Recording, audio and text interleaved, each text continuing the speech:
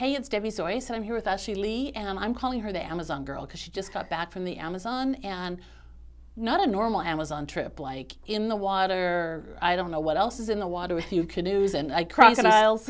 Yeah, so tell us about that, and then tell us about how that ties into your normal life too. Yeah, so we did my good friend and I did a 6-day canoe challenge, 300 kilometers in the Amazon, and we had to work a lot on our communication, problem solving each day, provided some sort of challenge, rapids, debris in the water, animals, Crocodiles. bugs, crocodiles, bugs, camping every night, dealing with mosquitoes, managing our health and well-being. And so I think as I'm decompressing from that trip, I'm realizing how much my ceiling has been raised as far as my capacity for problem solving, communication, teamwork, and really honing those skills on a much larger level to bring to my business. So I feel like really empowered after coming back from that.